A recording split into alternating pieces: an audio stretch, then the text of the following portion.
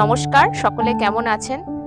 অনেকেই ভাবেন রেস্টুরেন্টের মতো চিকেন কারি বাড়িতে কি করে বানানো যায়। তো চলুন আপনাদের আজকে আমি শেখাবো রেস্টুরেন্টের মতো চিকেন কারি খুব সহজ পদ্ধতিতে ঘরোয়া মশলা দিয়ে কিভাবে বাড়িতে বানানো যায়। চলুন দেখে নিই। তো উপকরণের জন্য আমি নিয়ে নিয়েছি এরকম 900 গ্রাম মতো চিকেন। দেখুন এরকম বড় বড় পিস করে নিয়ে নিয়েছি। আর আমি নিয়ে নিয়েছি বাকি উপকরণগুলো দেখিয়ে দিই। নিয়েছি পেঁয়াজ কুচি, টমেটো কুচি, এখানে নিয়েছি কাঁচা লঙ্কা, গোটা রসুন, আদা কুচি, আর আগে আমি একটু সামান্য পেঁয়াজের বেরেস্তা করে রেখেছি। আর নিয়ে নিয়েছি কারি পাতা একটু অন্যরকম টেস্টের জন্য। আর এদিকে আমি নিয়ে নিয়েছি দেখুন নুন, চিনি, গোটা গরম মশলা যেখানে দারচিনি, এলাচ, লবঙ্গ আছে, আর একটু কাজু বাদাম নিয়েছি। আর এদিকে নিয়ে নিয়েছি গোটা পোস্ত, আর এদিকে নিয়েছি গোটা শুকনো লঙ্কা, এখানে নিয়েছি গোলমরিচের গুঁড়ো, জিরে গুঁড়ো, কাশ্মীরি লঙ্কা গুঁড়ো, ধনে গুঁড়ো আর হলুদ গুঁড়ো। আর এখানে নিয়ে নিয়েছি দেখুন আমি 100 গ্রাম মতো টক দই, যেটা আমি আগে একটু ফেটিয়ে রেখেছি। চলুন এবার চিকেনটাকে আমরা ম্যারিনেট করে নিই। তো ম্যারিনেট করার জন্য আমি টক দই নিয়ে নিলাম। এবার টক দই দিয়ে ভালো করে চিকেনটাকে আমি ম্যারিনেট করে নেব।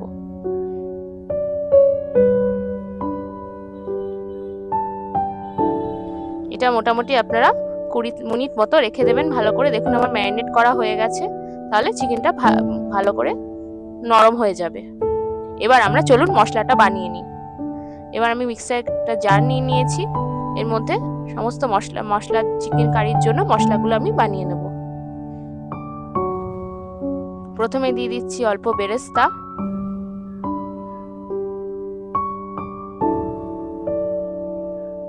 এটা বেরেস্তাটা আপনারা পেঁয়াজটাকে তেলে এরকম বেশ ঝরঝরে হবে এরকম ভাবে, এরকম হালকা ব্রাউন কালারের, খুব পুড়েও যাবে না, এরকম ভাবে ভেজে নেবেন, তাহলে এটা বেরেস্তা তৈরি হয়ে যাবে। আর দিয়ে দিচ্ছি আদা টুকরো, এখানে নিয়ে নিয়েছি আমি গোটা একটা রসুন, কিছুটা টমেটো, আমি দুটো টমেটো ব্যবহার করেছি, আমি একটা টমেটো বেটে নেব আর একটা টমেটো আমি পরে গ্রেভির সময় দেব। দিয়ে দিচ্ছি কাঁচা লঙ্কা, এখানে আমি 4টে মতো কাঁচা লঙ্কা নিয়ে নিলাম। এবার আমি দিয়ে দিচ্ছি পোস্ত,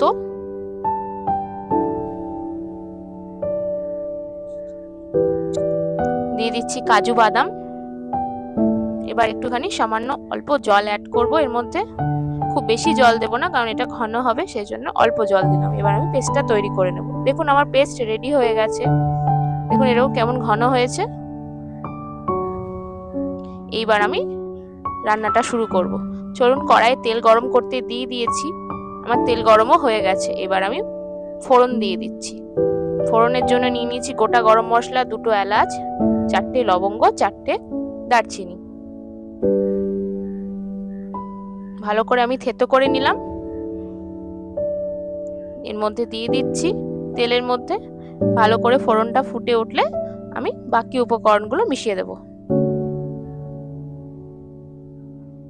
এবার দিয়ে দিলাম 2টো শুকনো গোটা লঙ্কা, আর 2টো শুকনো লঙ্কা আমি এর মধ্যে চিড়ে দিয়ে দিলাম। এবার দিয়ে দিচ্ছি কারি পাতা। এই কারি পাতাটা যদি অনেকের গন্ধ পছন্দ না হতে পারে তো আপনারা নাও দিতে পারেন, তাহলে কোনো অসুবিধা হবে না। দিয়ে দিলাম সামান্য নুন, কারি পাতাটা যাতে কম ফোটে। এবার ফোড়নটা আমার একটু ভালো করে ভাজা হয়ে যাক। দেখুন আমার ফোড়নটা মোটামুটি ভাজা হয়ে গেছে। এটাকে আমি সবসময় মিডিয়ামে রাখার চেষ্টা করেছি যাতে পুড়ে না যায়। এবার কারি পাতারও গন্ধ বেরিয়ে গেছে। এবার আমি পেঁয়াজ কুচি এর মধ্যে মিশিয়ে দেব। দিয়ে দিচ্ছি পেঁয়াজ কুচি, এখানে আমি 2টো বড় পেঁয়াজ ব্যবহার করেছি।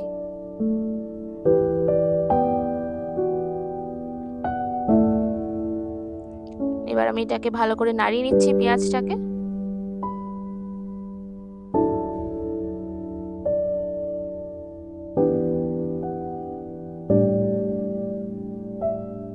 এবার পেঁয়াজটা যাতে মজে যায় এর জন্য দিয়ে দিলাম সামান্য নুন। নুন আর মিষ্টি আপনারা নিজেদের স্বাদ মতো ব্যবহার করবেন। দিয়ে দিচ্ছি সামান্য হলুদ গুঁড়ো। এবার একটুখানি ভালো করে নাড়িয়ে নিচ্ছি। মিডিয়াম ফ্লেমে রেখে পেঁয়াজটাকে আমি কিছুক্ষণ ভেজে নেব।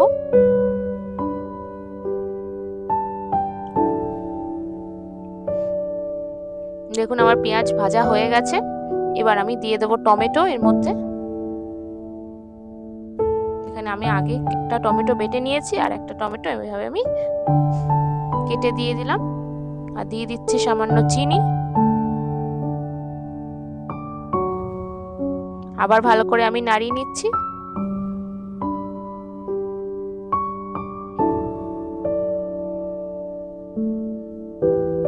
টমেটোগুলো একটু মজে আসলে আমি আবার বাকি মশলাগুলো এর মধ্যে দিয়ে দেব।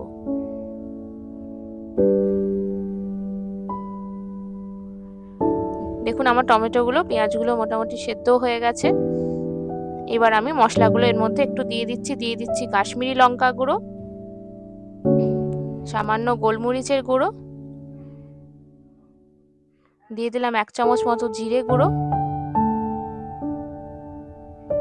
আর দিয়ে দিচ্ছি ধনে গুঁড়ো, সেটাও 1 চামচই দিলেই হবে। এবার আমি আবার মশলাটাকে একটু ভালো করে কষিয়ে নিচ্ছি।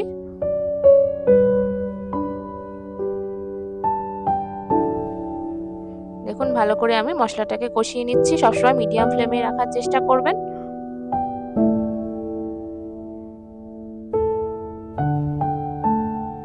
এবার আমি দিয়ে দেবো যেটা আমি আগে মশলা বানিয়ে রেখেছিলাম, আপনাদের দেখিয়েছি, সেই মশলাটা আমি এর মধ্যে দিয়ে দিচ্ছি।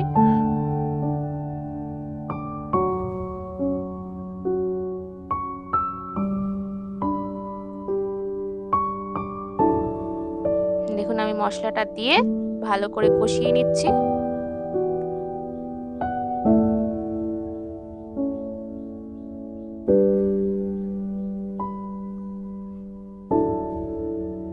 একটু ভালো করে এইভাবে কষিয়ে নিতে হবে যতক্ষণ না মশলা থেকে তেল ছেড়ে আসে।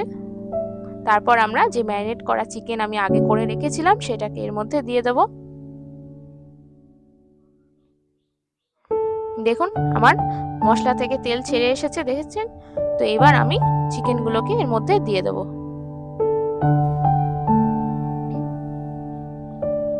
এবার আমি আস্তে আস্তে চিকেনগুলো অ্যাড করে দেব।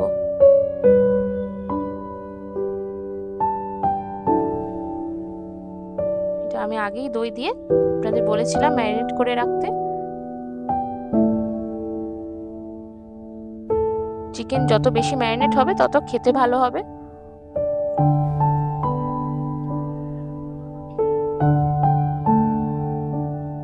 ভালো করে আমি এবার মশলার সাথে চিকেনগুলোকে খুব আস্তে আস্তে কষিয়ে নিচ্ছি।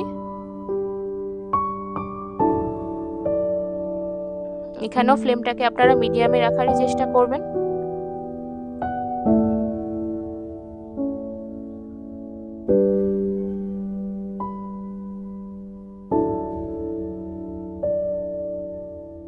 দেখুন মশলার সাথে আমি চিকেনগুলোকে ভালো করে মিশিয়ে নিয়েছি।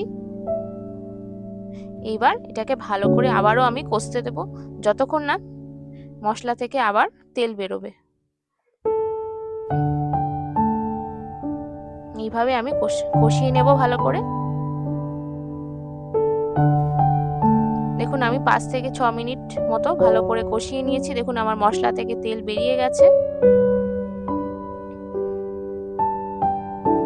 এইবার আমি আগেই জল গরম করতে দিয়েছিলাম, কারণ জল গরম এতে দিলে তরকারি, যে কোনো তরকারিতে দিলে খেতে ভালো হয়। দেখুন আমি চিকেন কারিতে এই জল গরম অ্যাড করে দিলাম। খুব বেশি জল দেবেন না, মিডিয়াম জল দিলেই চলবে। দেখুন চিকেন কারিতে আমি জল দিয়ে দিলাম। এবার এটাকে আমি মোটামুটি সেদ্ধ করতে দিয়ে দেবো, তাহলে আমার রান্নাটা রেডি হয়ে যাবে। দেখুন আমার সেদ্ধ করা হয়ে গেছে। মোটামুটি আমি 20 মিনিট মতো ভালো করে চিকেনগুলোকে সেদ্ধ করে নিয়েছি।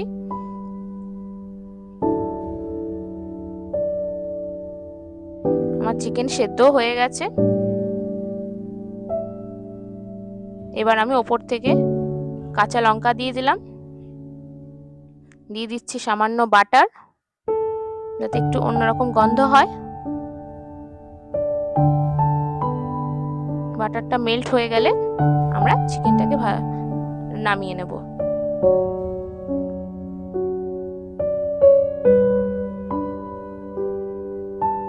এইভাবে ঘরোয়া মশলা দিয়ে আপনারা এইভাবে সুন্দর রেস্টুরেন্টের মতো চিকেন কারি বাড়িতেই বানিয়ে নিতে পারবেন।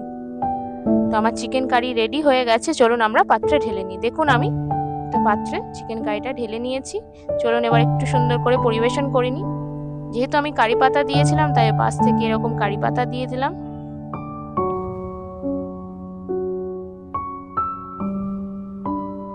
দিয়ে দেবো এভাবে পেঁয়াজের রিং।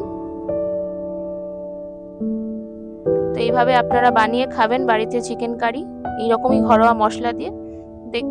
আর আমাকে জানাবেন যেটা রেস্টুরেন্টের মতো চিকেন কারি হয়েছে কিনা, আর আমার রান্নাটাও কেমন লাগলো অবশ্যই জানাবেন। এইভাবে আমি পেঁয়াজ দিয়ে দিচ্ছি ওপর থেকে।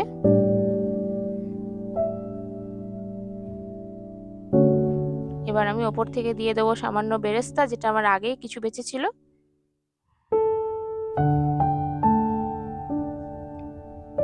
আর দিয়ে দিলাম সামান্য কারি পাতা। আর দিয়ে দিচ্ছি ওপর থেকে কিছু টক দই।